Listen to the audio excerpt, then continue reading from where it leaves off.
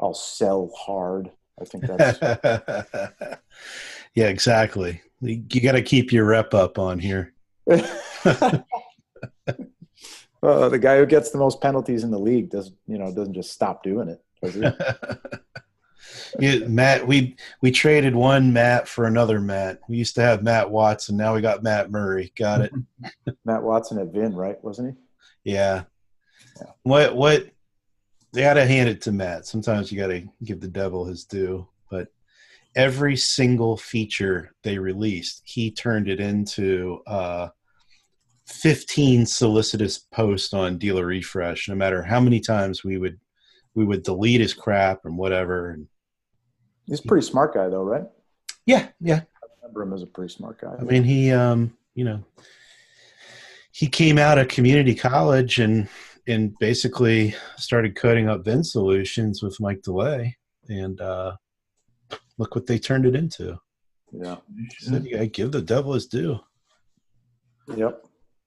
Yeah. By the way, we're recording now if you can't see. Although what I usually do is I just cut out the first bit here before we put the DealerRefresh intro vid on. You guys figure out how to launch these things yet, or no? It's still a shit show. No,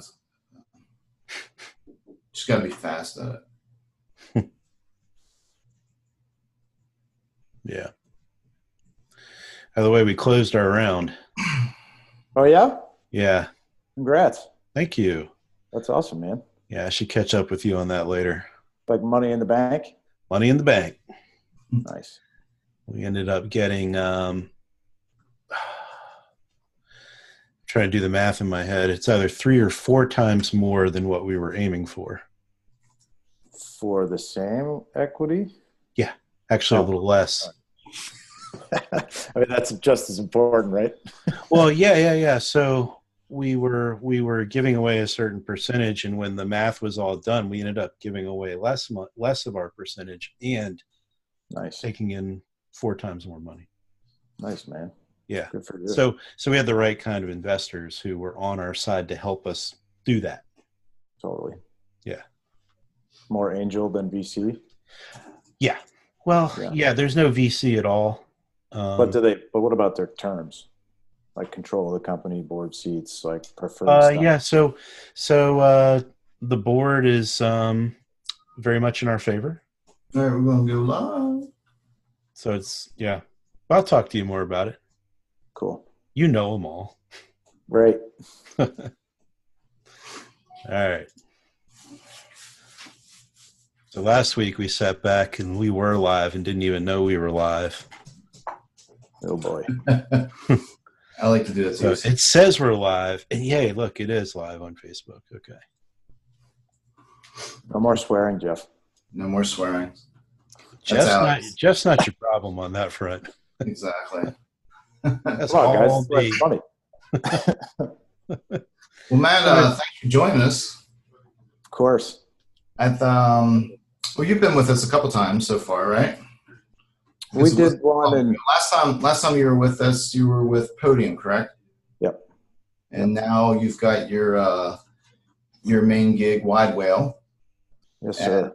And, since you've been on before, I think most of our viewers probably know who you are. But for any new viewers, or maybe someone didn't catch the last one that you were on with us, why don't you just give us a quickie on Mr. Murray and Widewail? Okay. But don't sell, right, Alex? Don't sell. Yeah, last time Matt was on, he was pretty salesy. Yeah, I think he said Podium about 323 times. I lost count after. ABC. But we'll sell Widewail for you. We gotta give you shit. There's 2 already, 2 or 3. I know. Drop some more. Well, so listen, I was at dealer.com, Dealer Track Cox, the whole gig for about 10 years. And then went to Podium as their GM of auto. And actually, I'm working with that team, which is, I mean, they're fantastic. Their performance is out of this world. What they're doing with their product is amazing. I had the idea for Widewail, which is essentially helping local businesses scale customer service. I mean, the last 3 or 5 years, there's been sort of a cold war of I got to get the most reviews. Mm-hmm. It's all about getting reviews. And now we've got this great volume. It's time to start managing it. Listen to the customer, take their feedback seriously, solve their problems when they need it. And for any local business, that's pretty hard to staff for. You've got enough going on at the store. How do you pay attention to all these websites and what people are saying about you? So you've been able to collect enough data over the past several months to really come up with, some significant outcomes on, what consumers are saying, what they want within those reviews. What other type of data are you seeing? Yeah, so getting ready for this, you guys gave me some great thought starters, and I'm actually going to share a little bit of Podium's data and how they approach understanding reviews. And some people will throw out terms like NLP and all this. You don't necessarily need deep machine learning and natural language processing to pull out topics from reviews, right? It's not a big scary thing. In fact, let me just share my screen with you guys. Yeah, I've been shocked in just our offline conversations, Matt, and all the things you've told me about your findings and looking at so many dealers' reviews across the country and how many missed opportunities there are in them. Oh, 100%. I mean, we'll get to, what's missed, I think, in the comments, especially on places like the Google My Business page or in Facebook in a little bit. But I've gotten pretty excited, frankly, about what exists in customer verbatims. Like you can see on this slide, these are service negatives, negative reviews for a specific group's service department. And I think, first off, we know that length of time is a problem. The whole industry knows that the length of the process in sales or service is a problem. Customers don't like it. There's plenty of companies built around fixing that. But look at this group's second issue here.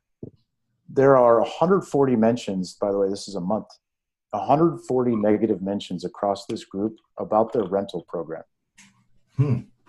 Right? Can you give us a little more detail on kind of what they're saying about the rental program? Is it a lack of rentals or quality? Yeah, you didn't have one. You said you would have one for me, but it wasn't available when I had to drop my car off. Oh, yeah. Mentions of vehicles that aren't, you're renting vehicles that are obviously used by other people. There's cleanliness issues. Some surprise around the price of rentals, which, full disclosure, pricing is also always an issue. You go look at sales reviews, and it's all about how everything's too expensive. But this is uncommon. This is unique. Like if I compare this to other groups, they're going to have length of time and professional, behavior in there as well. But the other topics that will pop up for them will be unique to that dealer group. Mm-hmm. And this is instead of, and this is why I always kind of end up dovetailing into CSI or SSI, instead of waiting for all this data to be compiled through archaic survey methods, why in the world aren't we doing a better job of surfacing the information that's right in front of us on a daily basis? It almost begs the question of why, and I think I might be stealing a little bit of your thunder here, but why does CSI even exist when all the answers are already posted in all these online reviews, right? Yeah, I should have Facebook open somewhere. I actually how many people are watching right now, Alex? 753? No, how many people? No, it looks like 21 right this second. I would love to hear. I really like the CSI question. I've never worked at the dealership. That's always a caveat I like to throw out there. CSI I see as both a lifetime vendor and now as a provider as the manufacturer's tool, right? But I'd love to hear from folks on the session what CSI means to them. Like, what is the point for a dealer? Besides just, hey, I need a 10. Like, what is the value to the store? Bonus money. Getting slapped by the rep. Bonus money. Right. So I did throw a question out there to the audience in the Facebook comments. So nice. As those come in, I'll feed those back to you guys. Okay. There is a question though about diagnostic fees based on that slide you were just showing. So, do diagnostic fees have any weight on service sentiment? It's super dependent. I mean, that question is, I would say this, absolutely. But just you have to find the right store where that's an issue, right? Some dealers are more upfront, I think, about diagnostic fees or fees in general. There's not this sort of surprise when you get to settling up at the service advisor's desk. So we can actually look, and any dealer can look and see if that's mentioned inside their reviews. And, if I'm an individual store, do I want to use 1 month's worth of data? Probably not. I might want to broaden that and grab a quarter. If I'm a dealership group, can I take all of these customer verbatims that are live on public websites and just do a little topic analysis? Sure. Do I have the partners out there that can do it? Absolutely. When looking at this example with this particular dealer group, are they proactively going after reviews? And if so, are they proactively going after service reviews? Yeah. So in this case, I mean, look at the numbers. You have dominant review solicitation companies within auto. You've got Podium, you've got Rep.com, you've got others. I would be willing to bet that nearly 3/4 of the new car dealers in the U.S. are actively soliciting reviews. Oh, you think so? Yeah. Through like maybe an automated channel or just asking at the dealership?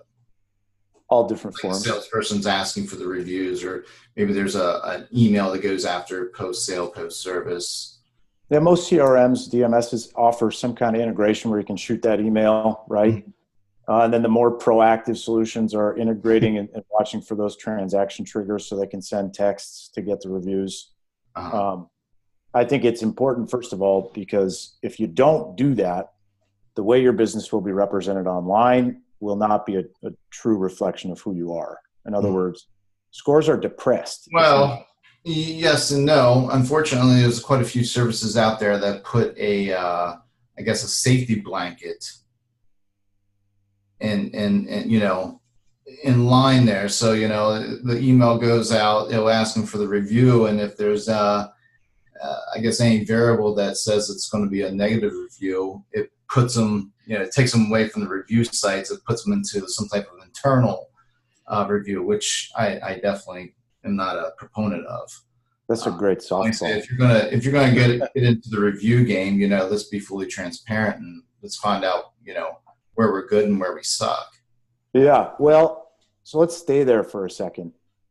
When we talk about review incubating or gating, those are kind of the accepted terms. Let's just flip back to my screen here.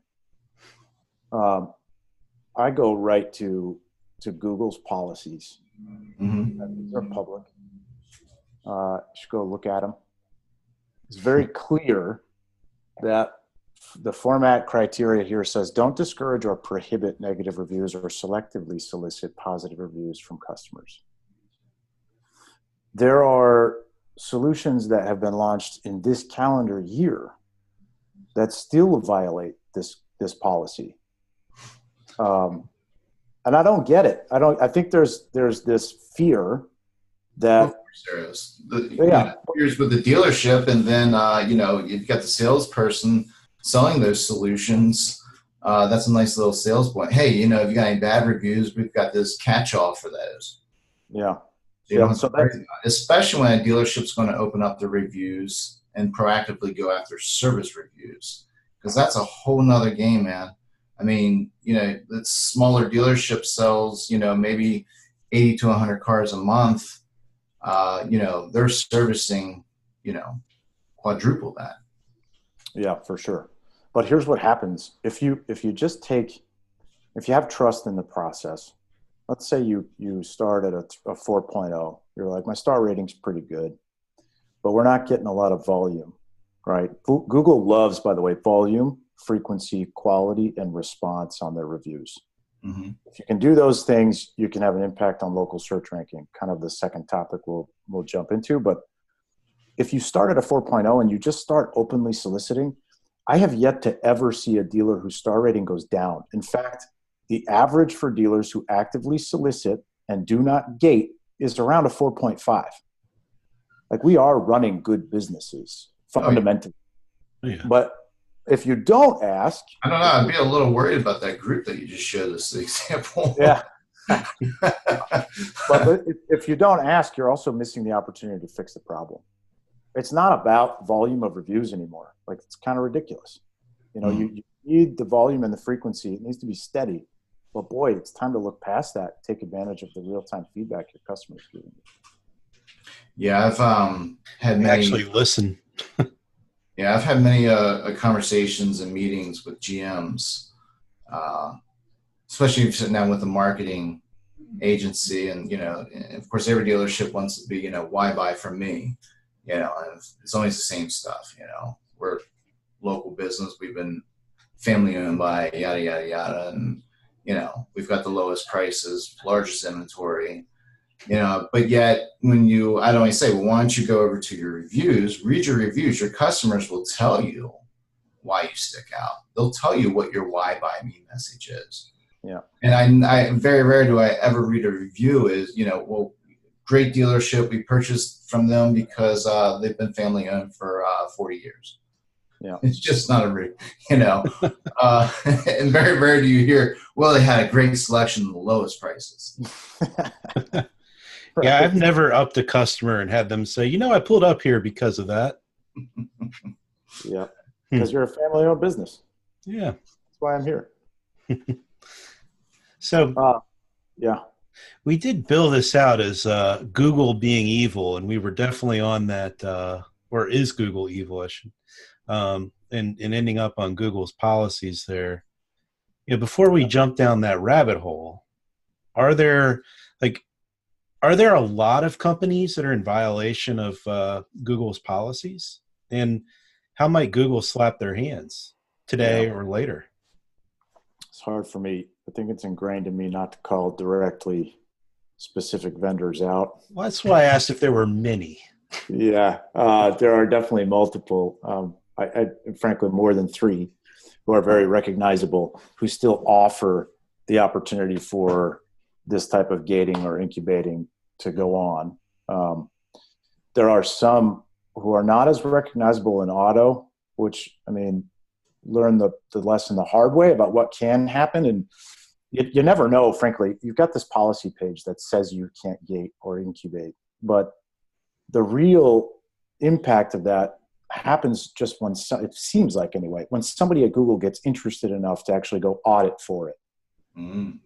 All right. So if you go look at your GMB page and you haven't had a negative review in 8 months, you're just setting yourself up for that day when Google decides to audit for it. And what they do is they just delete hundreds and thousands of reviews across dealers, right?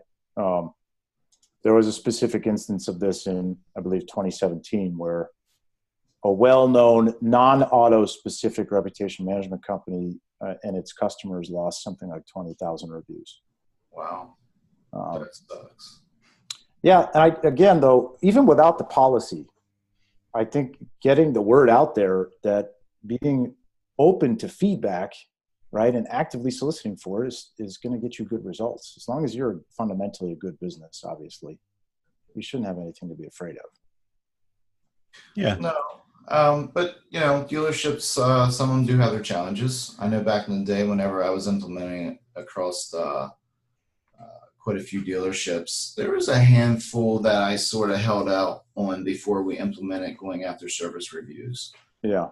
Look, we got to get our shit together before we do this. Jeff was the first one to swear. I Sorry. thought that wasn't you. I know, you're stealing it from me, Jeff. It doesn't count. It's when you drop the F-bomb, that's when people notice.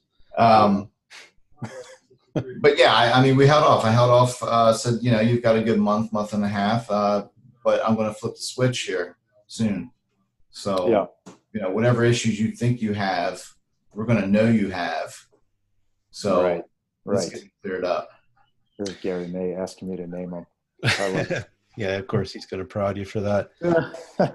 But, you know, you make me realize something like in dealer groups especially, you know, my family had things that they would lay out and say, look, this is the direction of the company and this is how we should treat our customers and things of that nature. And over the years, we'd hire a GM or a manager that didn't always live up to their statement, their mission, and might employ a vendor that that might have some tactics like you're mentioning, Matt, and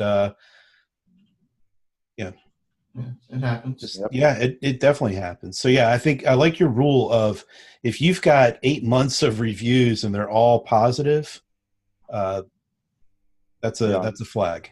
You're setting yourself up. Yeah. We actually go. I actively go after negative reviews at this dealership. You what? I actively go after negative reviews. Yeah. We don't get enough. Thank you, real. Yeah. I mean, I say that with confidence and and definitely proud of this dealership. But there's times where we'll get a negative review, and managers are, I don't want to say they're freaking out, but they're like, oh man, I'm just like, man, don't worry about it. We need a negative one. I will mention, we got too many good reviews. You just jogged my memory. And I won't sell. So I'm just going to say this. We had one dealer, and I'll call him out because it's fantastic. Orleans Toyota out on the Cape had a perfect month in March. And I know that they solicit everybody, right? Automated. It's an automated system. They're using Podium. They went 5.0 across the board. Never seen that before. And I think it's pretty amazing, frankly, because look, stuff happens. There's a lot of traffic in the store. Somebody forgets to whatever, clean off their shoes or put the mat down, and boom, you've got a little grease in the car. You upset a customer. This is the nature of the business that we live in. So to go perfect for a month when you are using what we would say are acceptable or Google accepted practices is pretty amazing. Yeah, we have quite a few months that way. That's why, I go after negative reviews when I can. So you look for that mad person coming out of the service department. Say, here, I'll log you in right now. A negative review. Our donuts were sour or something. Most negative reviews are, most of them you can easily respond back to and overcome. Every now and then you'll get one that's like, sometimes we've had a bad one, and you read it and you're just like, if anyone reads this, they're just going to laugh their ass off and they're not going to pay any attention to that. What would you say about that situation? As a dealership, should you still respond with maybe some type of a generic response, or just sort of let it fly every now and then if it's pretty obvious that this customer comes off as a constant complainer? They're complaining about the most, dumb things.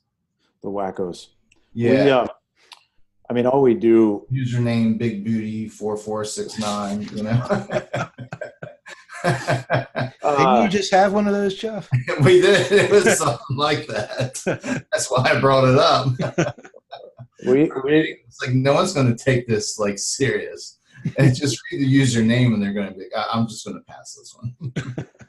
Yeah, we consult with dealers on that situation pretty frequently, and we have an ignore button, and we're pretty critical about the use of the ignore button because most people have some kind of gripe or at least deserve some kind of feedback. Yeah. But if you read a review and you as we say sort of the common man would say that this person's a little bit left of center, then of course, ignore that one because you might start a bigger fire than it's worth. There's actually great research from the Harvard Business Review though, that says if you respond to your reviews, you will get less unsubstantiated negative feedback.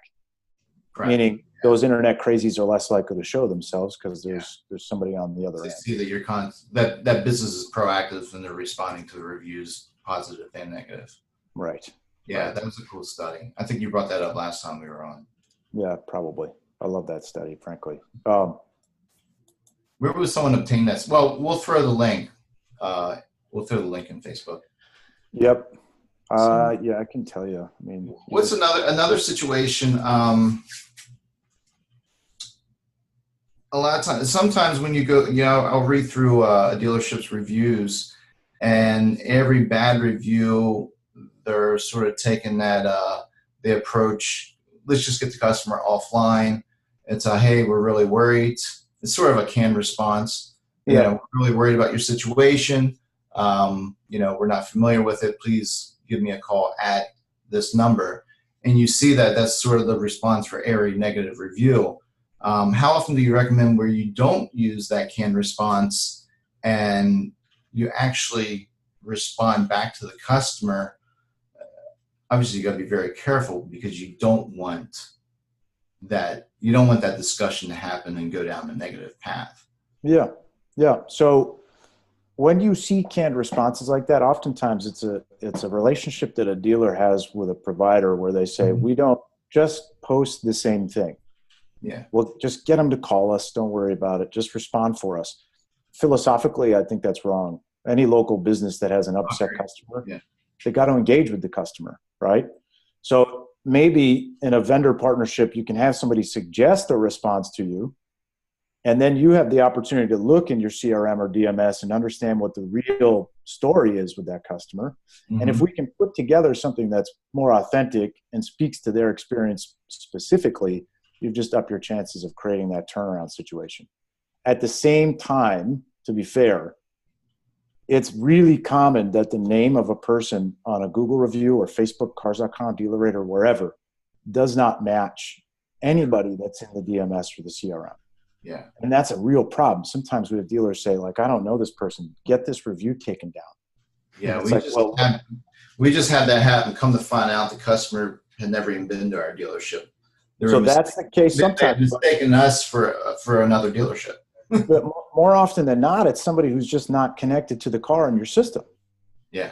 John buys the car, but Mary brings it in. And you just didn't know Mary. And she left a review. Like, it's not her fault. So you in that situation, you do have to present a response a little bit with kid gloves and say, you know, Mary, we don't have a record of your visit. We'd love to talk to you about it, though. Sounds like we could have done better. Whatever that response might be. But like you say, I mean, you got to handle it with care, with kids gloves. Unfortunately, a lot of dealerships, or maybe I'm wrong, but would you say a lot of dealerships, maybe they don't have someone at the dealership that's able to handle responding back to the customer with enough finesse? First of all, the majority of the industry doesn't respond. Period. These are all reasons why Widewail exists, by the way. I didn't say we're positive. No, I'm selling it for you, Matt. So first, I mean, you're not staffed. The store is generally not staffed to have somebody sit there and watch 5 or 6 websites all day and see if somebody said something about you, right? So that's the first problem. Second problem, if you're part of the business, you're going to be naturally defensive. Exactly. Being defensive is the worst possible thing, even if you're right. So we help our customers guard against that a little bit. I'm dying, guys, to move the conversation though into search. Let's go. And do that. we talk as in the importance of search and reviews. Right. We got to get over to the GMB here at some point. I'll start by saying this: this isn't a sales pitch, Alex. Cut me some slack, man. But if it's too bad, I'll crush you. One of the theories at the outset of Widewail was that basically by what we could see in research around different sources on the internet, engagement, period, any type of engagement will drive search engine ranking, which is very interesting. It's like the next step. We've relied on the link graph, or we've relied on page SEO, or some of these sort of static factors for years to determine search engine ranking. Well, now we've got real-time feedback from customers and truly great NLP on the side of folks like Google that can help them understand whether you are a good business. So just the act of getting out there and engaging with the customer is starting to route traffic through that GMB. And to give you some proof, so it's not because Matt Murray said so. I didn't hear any sales pitch in there, Matt. It was pretty good. Right? So look, this is my current favorite article, the 2018 Local Search Ranking Factors study from Moz. Everybody should go read this. We'll come back up to the GMB, but check out the growth in the impact of reviews on local ranking in the past 4 or 5 years here, right? A 43% increase there just in how review signals are used in the local search algorithm. To me, that's amazing. So what are they looking for? That's that volume, frequency, quality, and response. It says you're active, you care about your customers, and you are a good business. Google protects its market share by sending searchers to good businesses, right? If I need to go see a dentist because I've got a toothache and Google sends me, somewhere where I have a horrible experience, some of that negative sentiment lands back on the search engine and I'm less likely to use them again. So here's the example of why, right? Here's real proof of them using that feedback to help understand where you should be in search. Does that make sense? Total. Yeah. Reviews themselves, obviously, when we're talking about Google, are just part of the GMB. So you look, Google My Business signals up 32% just over a 2-year period in their impact on rankings, right? Mm-hmm. Yeah, we've seen. I've definitely seen a big climb in that. So the question is, who are the losers? The losers are primarily citations, and I don't mean to say. And this article would say it's not that citations aren't important, but they've truly become table stakes, meaning there's less first mover advantage in this world of citations. Hey, Matt, for the listeners, can you define what citations are? And then, of course, we want to say GMB is Google My Business. Mm-hmm. Yeah, sorry. I bet you Gary's already talking about citations in the comments. Just think about all the places where your business is listed: name, address, phone number across. Really, there's probably 10 or 15 core sites you need to worry about. But then there's tools like Yext, which will make sure that you are well optimized across, say, 60, 70 different websites. So it's anytime your business could show up as a listing, like the yellow books, used to be the place where everybody went to find you. Now you're spread out across 60 or 70 websites generally. Used to be everyone had to get into all the different directories. Right. And then Same making sure that your business information, your phone number and stuff is consistent throughout. Yeah, I think this is what it is. I mean, look, we're seeing a continued decrease in the importance of citations. Mm-hmm.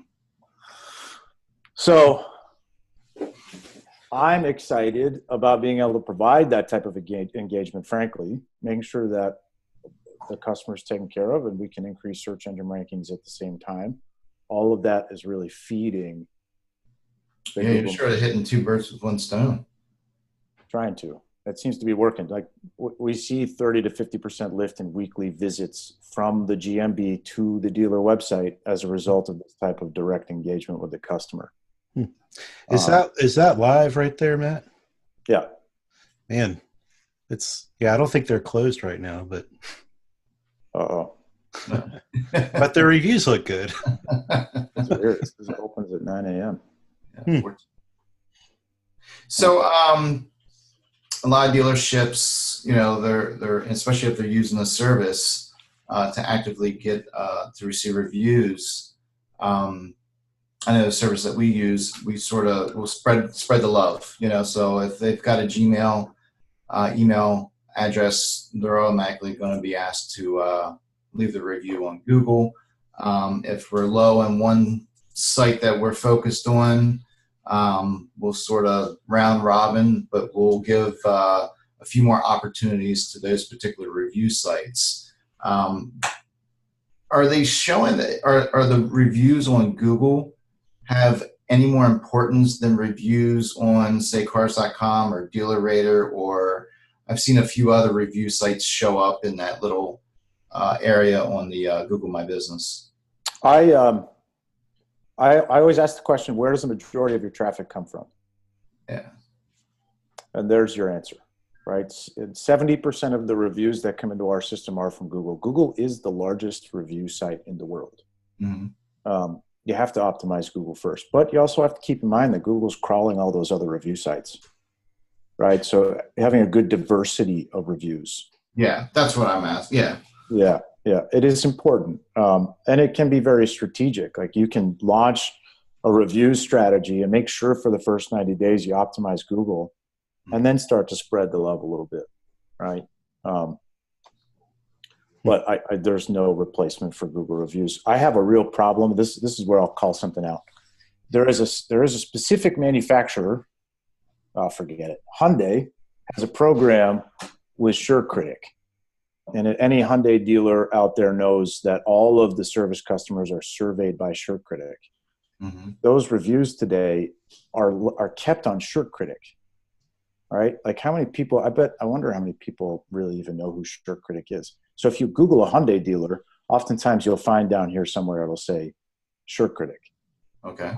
My problem with that entire program is why aren't they feeding the beast? Like they're doing a great job at collecting all of these reviews, but they're all living on a third-party site that's trying to compete with Google. Yeah, why? Why are we doing that? Like let's optimize for our best source of traffic first, where we actually can sell some cars, right? Something I do see, I don't know if you have an answer to this, but it's one thing to go after a review or, a 5-star. It's another thing to go after a story. And if you can get that customer to sort of elaborate on their experience and almost tell a story. Yeah. I have found that, I don't know why, but we have more storytelling on some of the other review sites than what we do on our Google review. It's because the other sites enforce a character limit. Okay. So on Google, you can leave a 5-star no comment review. Yeah, I hate those. If you go to DealerRefresh, 1-star no comment. Yeah, you can go over to DealerRefresh and they'll make you say something. The stores who are best at getting good storytelling, their staff is involved. So the sort of evolution at the store tends to be, we know we need to get more reviews. So let's try to spiff our salespeople and our service advisors first. Yep. We're going to make it a contest. And then you're like, okay, I'm spending too much money for this tiny little review volume. This is silly. And you go find a company that's going to automate it for you. Uh-huh. And then you automate it and you say, but there isn't a lot of storytelling going on in our reviews, and you're back to trying to get your staff involved, right? We do both. I still remember from my time at Podium that the stores where sales staff and service advisors ended a visit by saying, hey, thank you so much. Would you just take a minute and leave a review of your visit? Those are the reviews that get, have the most storytelling or will mention staff or product or whatever. I found for us, we do use a tool that allows us to take a photo of the customer and sends it to them. At the same time, we'll solicit for the review. Yeah. We get some pretty good stories with those. Yeah, and that's where you get probably the most bang for your buck online. You've got good user-generated content, it feels like there, right? Other customers look at it and say, this looks like a fun place to do business. And in e-commerce, if you move over to the e-commerce side of the house, which some people would say we're not far from today, user-generated content will increase your conversion rates online 160 to 200%. So if you've got a process, sure it's increasing our conversion rate on the showroom floor. Sure. But I guess my point is, if you've got any method to get a photo of the customer with their car, and this is how happy we are, look at us, using those type of ads in maybe your display units, highly advised. Yeah, did that before. Very, very effective. By the way, guys, we've got 2 interesting things coming out of the comment area. So one in particular, Rick Buffkin, who always got to throw some props to Rick because he always has a good question. What's up, Rick? So he wants to know if it makes sense to make a Google My Business page for every department. Yeah, this is that was an old school tactic. It's very timely, though, because it's back. It's back. Really? There's a specific vendor who's suggesting to I remember when someone in our industry was suggesting that have one for your parts department, your service department, your body shop, your dealership. Yeah. Here's a problem. And I was asked this question specifically by a dealership group within the last couple of weeks. And my response was, look, what you need is authority. Like, Google's not dumb, right? You don't have to separate everything and make this GMB just about service. They know that your single location provides services, right? Does Macy's have a separate GMB, men's shoes and perfume? and whatever else? Of course they don't. And if you find a store that does this, you'll find one GMB that performs really well and clearly gets traffic, and 4 orphans. Yep. I've seen that. You don't want people to go to some orphan page that looks like nobody visits your business. So until somebody proves that it does anything, my gut instinct is it doesn't make sense to fracture your GMB.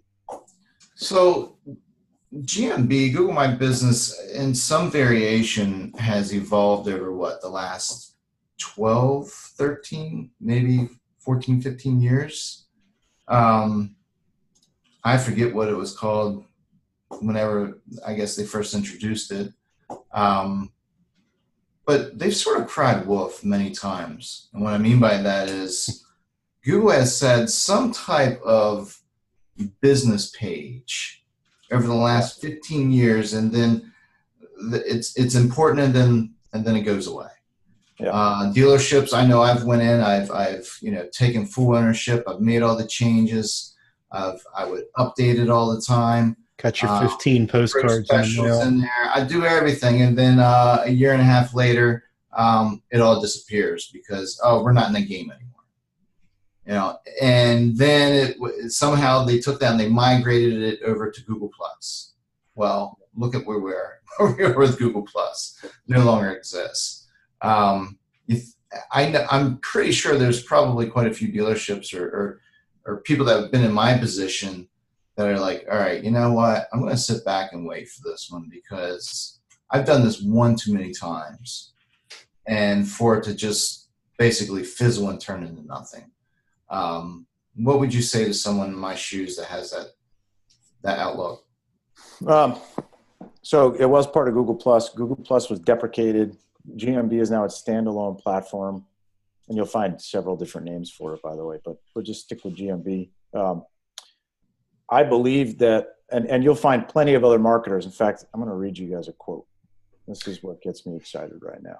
Man, why don't you read us a quote? Yeah, I'm going to read this to you. Google will continue providing features and content so that they can provide the answers to most queries right in the search results and send less clicks to websites. Expect to see your traffic from local results to your website decline, but don't fret. You want those calls, messages, and driving directions more than you want website traffic anyway. Google's designing. I don't know about that, but we are a brick and mortar. That's not Matt Murray's quote, by the way. So here's my point, though. Google, obviously very forward thinking, is designing the GMB to basically be another dealer website. Yeah. Or another salon website or furniture dealer website. Or a Google Plus page. Yeah. Oh, sorry. And it's merchandising the business, right? Well, I know in the back end, if you log into your GMB admin, there is a portion there that you can actually build out a web page. Right. Google website. Yeah.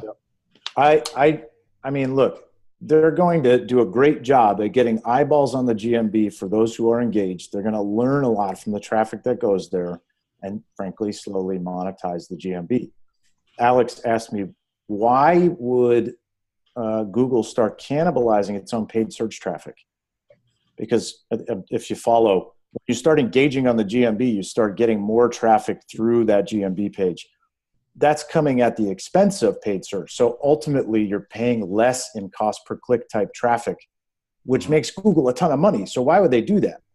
And they're doing that because they're learning how to get the best results for that searcher, right, on behalf of the local business. They're taking over that local business website sort of world now, and then they're just gonna monetize it.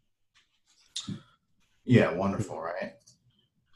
Yeah. Matt Kellogg is here saying eventually they're going to show our inventory in the GMBs.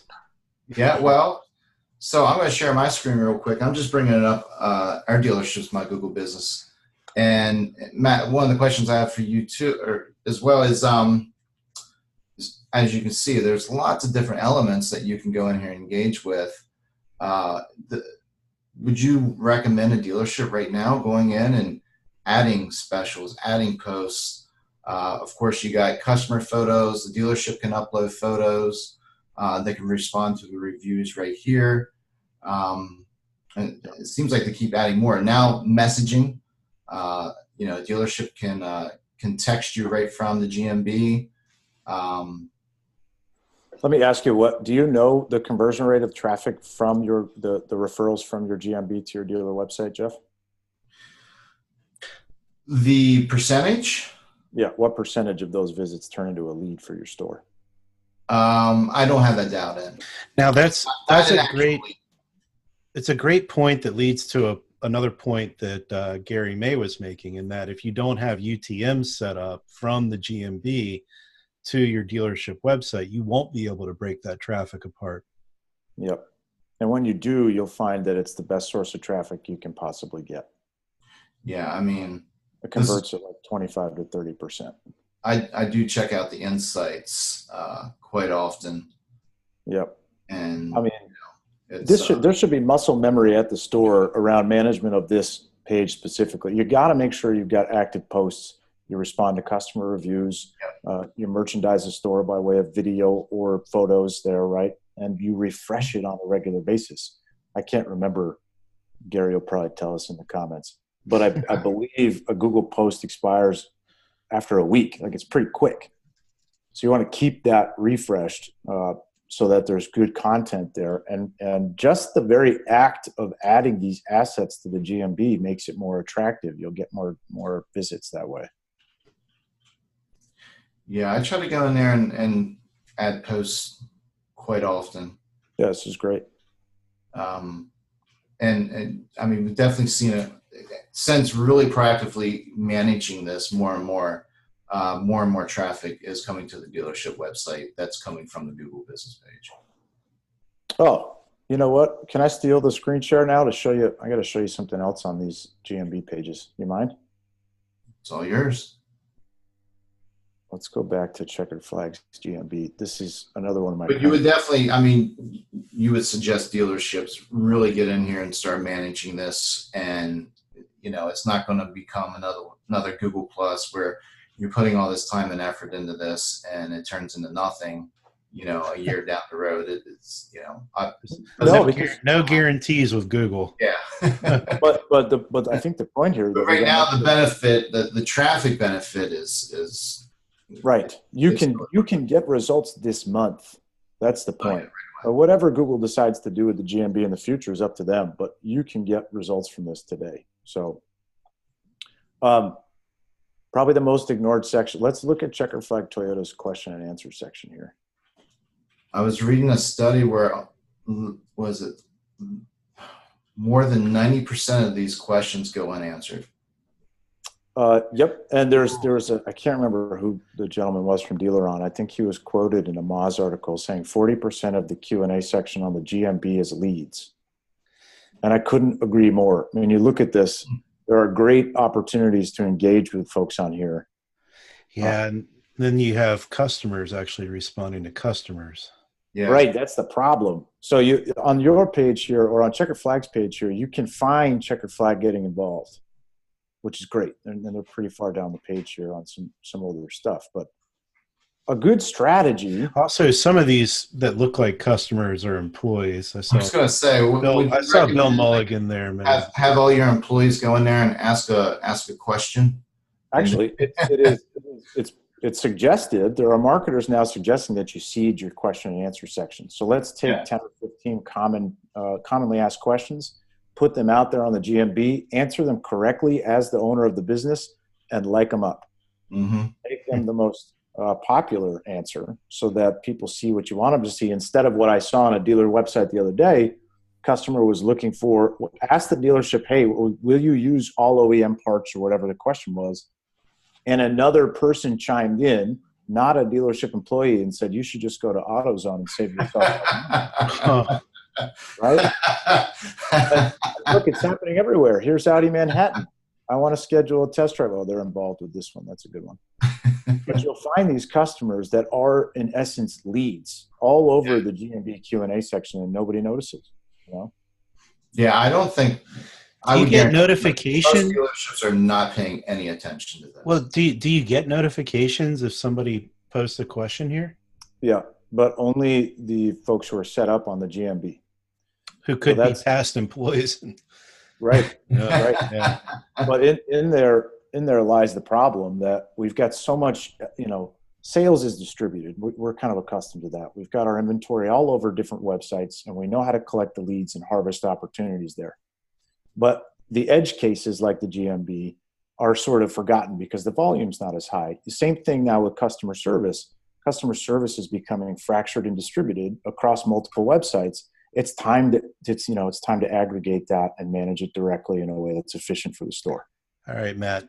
I think we can end on one little thing here, and I'm going to be the one doing it, so you're not the one getting in trouble for it. But how much is Widewail? And you guys take care of these things, don't you? For the dealerships that don't want to mess with it.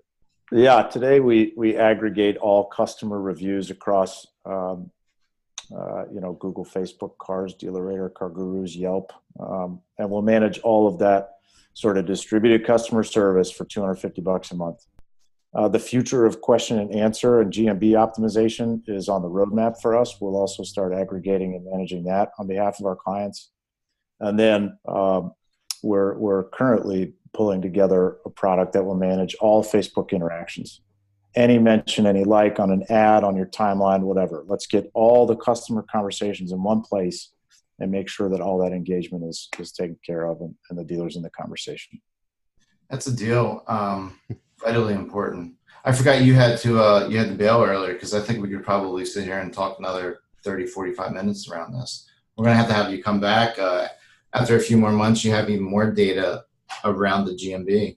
I'd love to. I'll tell you guys right now, we have a PhD at Northeastern who's got all of our lifetime review data, and she's trying to answer some very specific questions for me. How can the automotive industry improve? What are the number one problems in sales and service? Some very specific questions. So I'll share that with you when it's time. Oh, you mean an actual PhD with a degree, not a pop not pop at a dealership. Oh, okay. Well, something else I'd like to see you open it up with the chart there with all negative keywords. I'd like to see one with some positive keywords. Oh, I'll do that. Why not? I could have probably shared that. We'll have to save it for next time. No. Go post it in the forums. Hey, We can even do a blog article around it. I should ask Podium first before I share their data. Oh, yeah. Broadly, anyway. Cam over there has been great to work with. So, yeah, they're great guys. Yeah, no doubt. Well, Matt, if you have to go, I'm assuming you do, right? I do. We have an important 2:00 here. Thankful. I'm happy to be speaking to a 20 dealership group, which is big for us at our stage. So okay, we see who's more important. Thanks. Yeah. No, but thank you. It's always a pleasure having you come on, and this is great stuff. Something else I wanted to add before you leave. Google, I'm not sure how long it's been out, but they do have it's pretty robust GMB app. Mm. So you can I don't have the GMB app. Do you have it? You can do almost, I don't want to say everything, but almost everything that you can do on the web version. Nice. Thanks for that. It's pretty slick. So if you want to be able to manage GMB mobile, go check out the app. And if you don't want to manage this stuff, check out Widewail. There you go. Maybe Matt's like, why would you mention the app? As long as we're doing it, Good deal. All right, Matt. Good luck with your call. I appreciate it. Have a great day, guys. Yep. All right. We'll see everyone back here next week.